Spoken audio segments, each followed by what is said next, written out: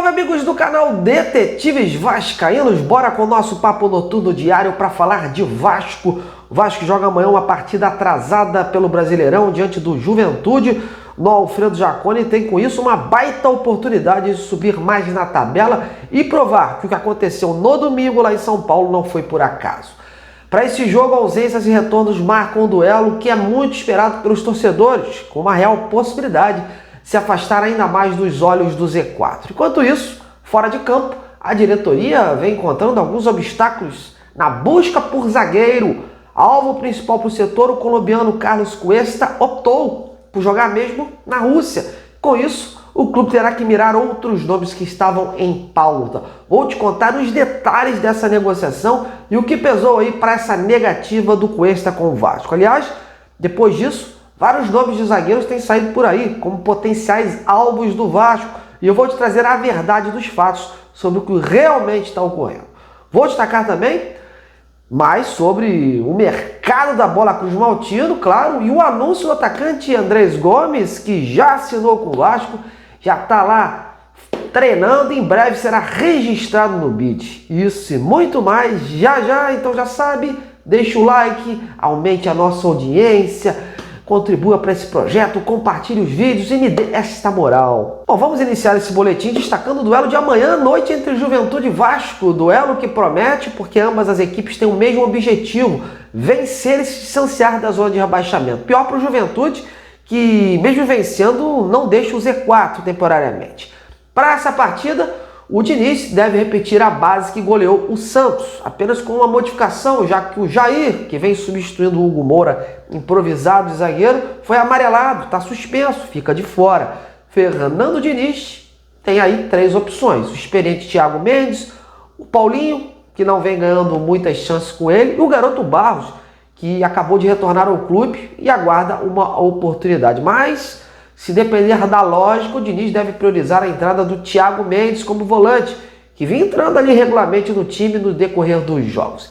Em relação a outras ausências, por ordem médica, ficam de fora da lista de relacionados o Alex Teixeira, que contraiu uma virose nessa semana, e o Matheus Carvalho, que está aí tratando de uma lesão ligamentar. As outras ausências são por ordem técnica: o zagueiro Maurício Lemos e o atacante Lloyd Augusto. De novo são preteridos pelo Fernando Diniz. Isso sem falar no chileno Jean David, esse aí verdadeiramente fora dos planos do clube. E o Diniz, depois questionado, volta a dar chance aos garotos da base, como os atacantes GB e o Léo Jacó, artilheiro do Sub-20, e também o Meia Estrela.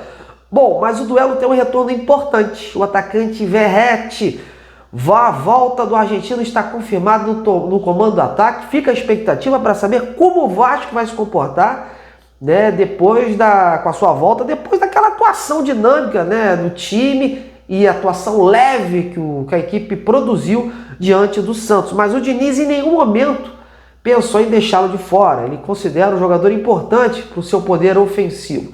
Se nada mudar, o provável Vasco que se desenha seria o Léo Jardim, o Paulo Henrique, o Hugo Moura, o Lucas Freitas e o Lucas Piton, o Thiago Mendes, o Tietê, o Coutinho e o Nuno, o Ryan e o Verratti. E aí? Tá bom ou você colocaria aí o argentino no banco? Bom, agora vamos destacar o Juventude do Nenê. Meus amigos, o Juventude está motivado com um ponto importante que buscou no último sábado, lá no finalzinho, após estar perdendo por 2-0 para o Vitória, e vem aí com o seu novo treinador, o Thiago Carpini, motivado, tentando arrumar a casa. E o jogo de amanhã é considerado de 6 pontos. E o Juventude já está definido. Mas quem vai contar tudinho é o repórter Matheus Maciel, da Rádio Caxias. Fala aí, meu amigo. Olá, Marcos, amigos do canal, trazendo um pouco sobre o Juventude, que está finalizando preparação para o confronto contra o Vasco da Gama no estádio Alfredo Jaconi. O Alviverde, que chega de um empate heróico em Salvador contra o Vitória por 2-2. Para este confronto, conta com o retorno de Matheus Babi, centroavante que estava suspenso, ficou de fora.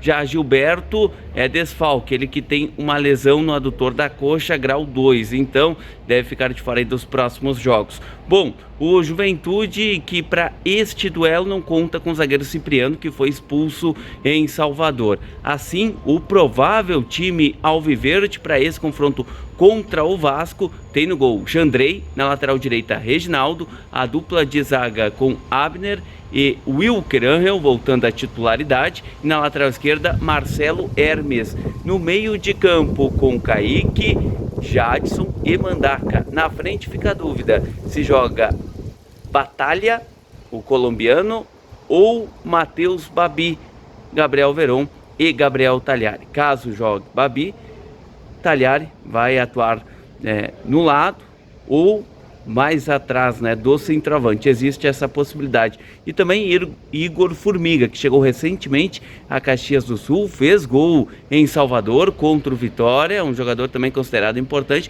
Pode ser que entre na vaga de Reginaldo, mas acredito que a princípio deve começar Reginaldo na lateral direita. Então, esse é o Juventude, chegando motivado com o técnico Thiago Carpini. Foram 2 jogos, uma vitória e um empate. O primeiro ponto, inclusive, do Juventude jogando longe do estádio Alfredo Jaconi. Vendeu mais de 2.500 ingressos e espera um bom público, superior a 10 mil dentro de casa para este duelo. Lembrando que o valor para o sócio aqui tem uma promoção. Ele pode retirar até 4 ingressos no valor de R$20 cada. Essas as informações do Juventude. Até mais, amigos. Valeu demais, Matheus, pela sua participação. Aliás, o Matheus gravou esse vídeo aí após estar deixando a coletiva que ele participou com o Thiago Carpini, o técnico do Juventude. E nesta coletiva, o Carpini projetou esse duelo contra o Vasco e está tratando como uma decisão. Vamos ouvi-lo. Cada jogo a gente vai ter a necessidade de encarar como uma decisão, que de fato serão várias decisões. A gente corre aí numa retomada, numa busca de sobrevivência dentro de uma competição onde o início foi ruim, e a gente está tentando encontrar aí soluções. Eu acho que foram 2 bons jogos, que os atletas assimilaram muito, aquilo que a gente vem propondo, fizeram com extrema capacidade.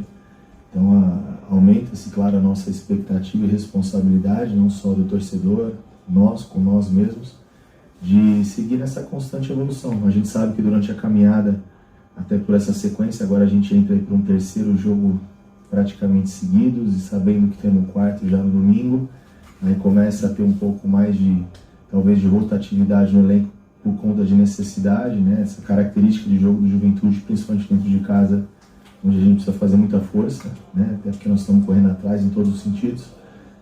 Então a gente precisa estar com todos os atletas que forem iniciar a partida no seu melhor. Então a gente precisa, nesse momento, usar bastante o elenco, e é isso que a gente pretende fazer nesses jogos. Mas, como a gente fala sempre, tratando um compromisso de cada vez. O jogo mais importante é o do Vasco, aumentou sim a expectativa, a nossa responsabilidade.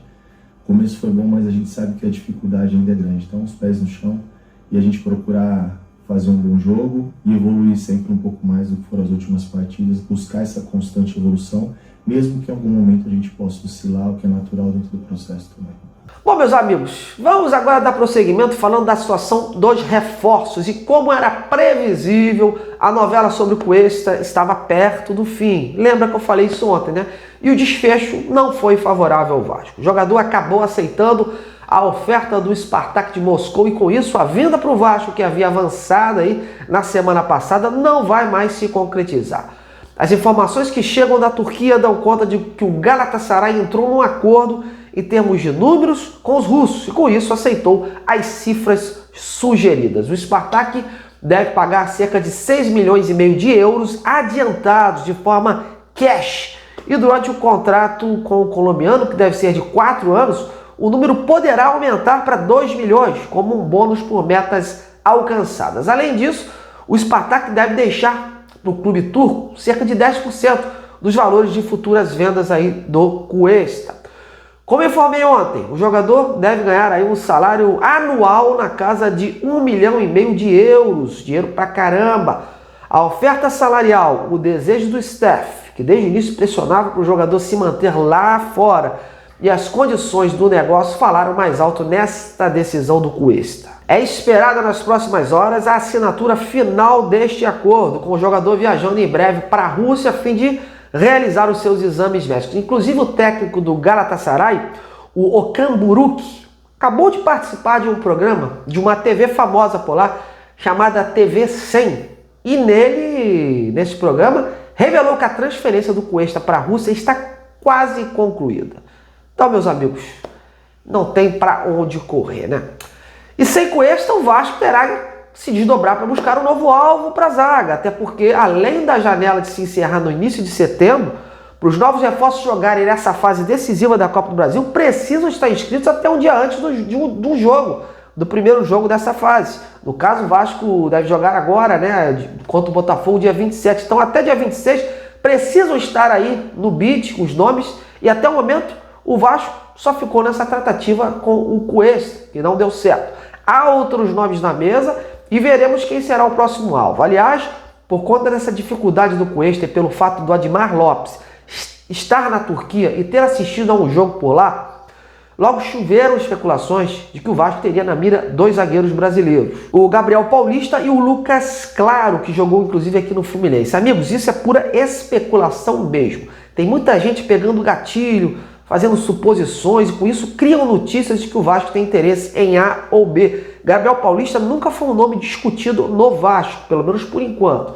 Em relação ao Lucas Claro, a situação é idêntica. Inclusive, hoje eu fiz questão, mesmo ciente de que não havia nada, de mandar uma mensagem ao empresário do Lucas Claro, o Gianfranco Petrucciello, sobre esse suposto interesse do Vasco, né, no jogador. E ele me disse o seguinte, abre aspas, não houve nenhum contato nesse sentido, fecha aspas. Então, segue o jogo, meus amigos. O Vasco agora tem que se reorganizar aí atrás de um novo nome. Um dos que eu já tinha trazido aqui e que estava em pauta era do colombiano também, o Johan Romania, do São Lourenço. Por hora não tenho informações se o Vasco vai avançar ou não neste nome, porque devem ter outros também, mas eu sigo apurando e qualquer fato novo vou colocar nas minhas redes sociais, primeiramente no @Detetive Vasco, tanto no X quanto no Instagram. Bom, e para finalizar, vamos falar de coisas concretas. O Vasco finalmente oficializou hoje pela manhã a contratação do Andrés Gomes, colombiano, que já tinha chegado aqui no Rio de Janeiro na quinta-feira passada à noite.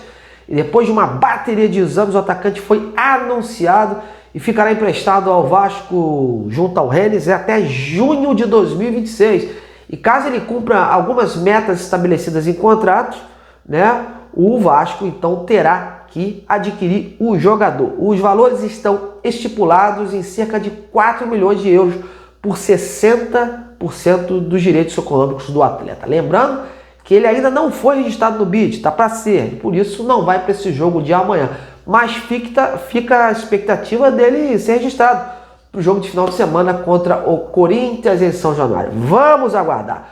Bom, meus amigos, estou finalizando por aqui. Esse é o boletim de hoje. Agradeço demais a sua audiência. Em breve a gente se vê de novo. Até lá!